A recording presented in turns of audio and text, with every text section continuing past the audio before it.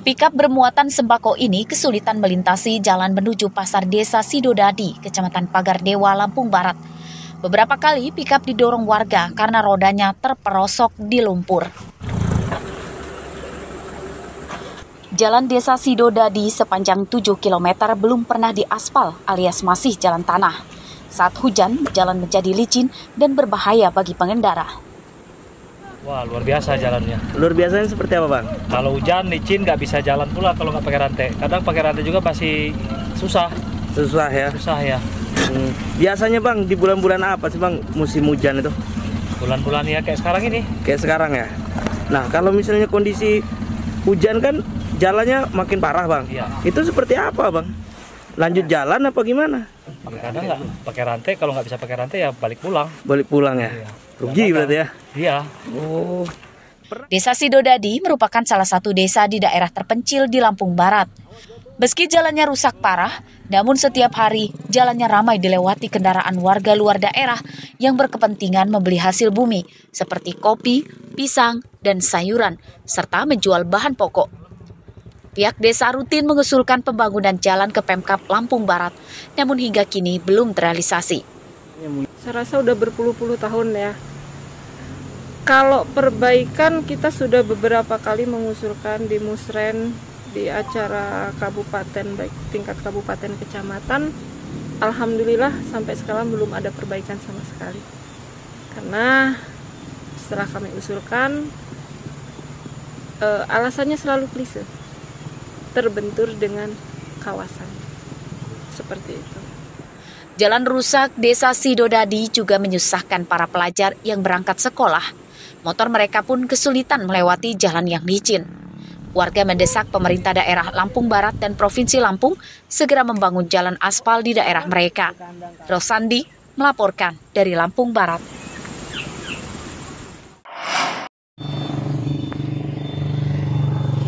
Selain harga daging ayam, harga ikan air tawar hasil budidaya juga naik. Seperti terpantau di Pasar Simpang Pematang Mesuji Senin pagi.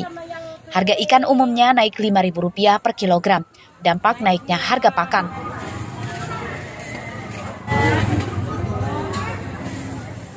Menurut pedagang, kenaikan harga ikan ini telah terjadi sejak sekitar 1 bulan lalu. Pasokan ikan dari agen berkurang. Harga ikan nila yang semula Rp30.000 kini jadi Rp35.000 per kilogram. Harga ikan patin yang semula Rp20.000 kini jadi Rp25.000 per kilogram. Harga ikan lele dari Rp18.000 kini Rp22.000 per kilogram. Berapa tuh? Belumnya 30. Kenaikannya 5.000. Oh, selain inilah? Patin 25, biasanya 20, ini 25. Bawalnya biasa 23, ini 28. 28. Nah, bandernya biasa 18, ini 223. Nah, kalau bisa ya diturunin lah. Turunin ya. Kasihan sama yang petani, penghasil petani kan kurang. Jadi masa semua ini naik, ya kasihan lah sama yang pembelinya. Belinya berapa, Bu? Belinya sekilo. Berapa harganya?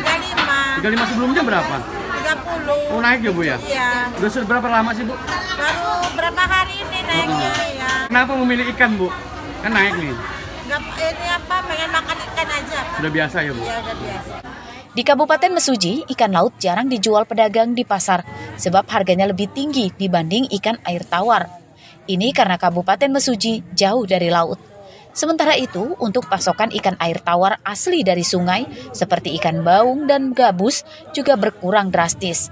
Para nelayan biasanya menjual ikan sungai langsung ke pengepul besar untuk dijual ke luar daerah. Aris Susanto melaporkan dari Mesuji.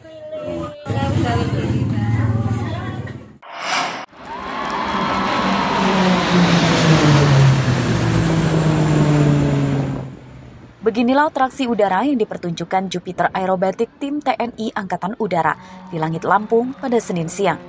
Usai beratraksi, 7 pesawat jenis KT-1B Wongbi buatan Korea Selatan itu mendarat di landasan Bandara Raden Inten II, Kecamatan Natar, Lampung Selatan.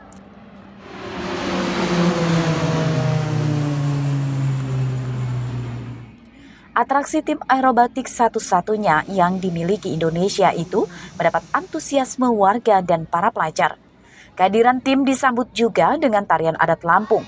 sebagai bentuk penghargaan setelah mereka mengikuti kejuaraan Dirgantara di Malaysia. Atraksi itu juga diharapkan bisa memberikan motivasi dan edukasi bagi warga dan pelajar untuk mencintai dunia dirgantara atau penerbangan.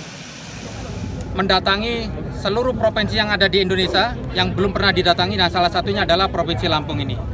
Sehingga ini suatu kehormatan bagi kita semua yang ada di Lampung, kedatangan satu-satunya tim aerobatik yang Indonesia miliki. Kemudian yang kedua adalah salah satu tujuannya adalah untuk sarana edukasi, memperkenalkan kepada kita semua yang ada di Lampung ini, terutama adik-adik para pelajar.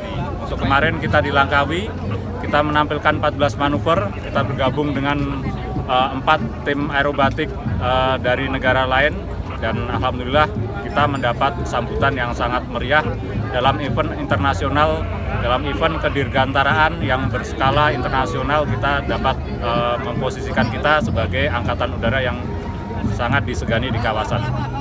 Kedatangan 14 penerbang itu juga sebagai rangkaian kunjungan tim ke seluruh provinsi yang ada di Indonesia. Arsadi Saputra melaporkan dari Bandar Lampung.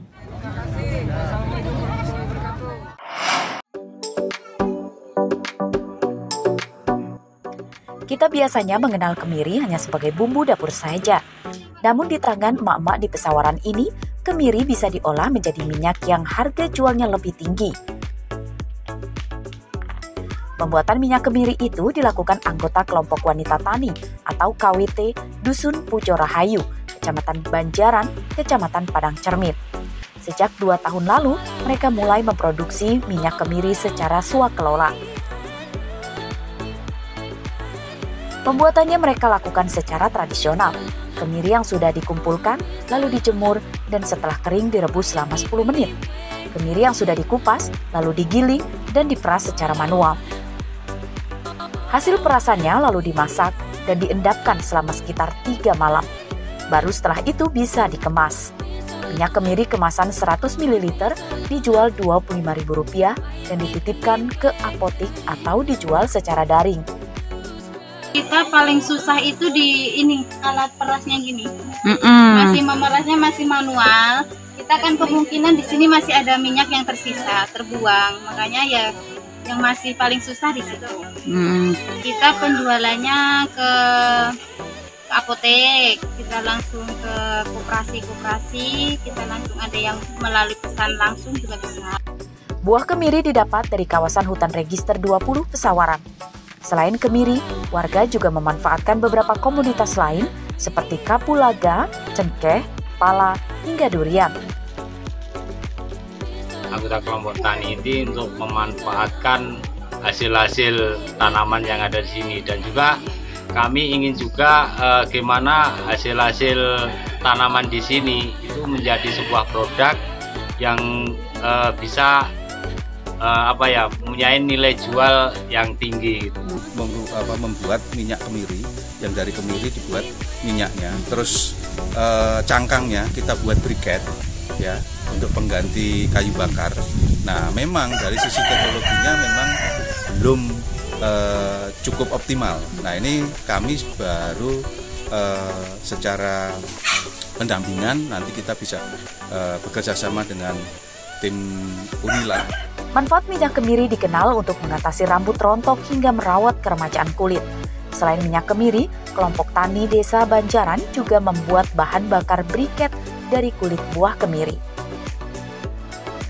Kekayaan sumber daya alam yang melimpah sejatinya berbanding lurus dengan sumber daya manusia yang produktif dan juga inovatif, sehingga ekosistem usaha tani yang berkelanjutan dapat tercipta, seperti pengelolaan hutan kemasyarakatan di daerah ini.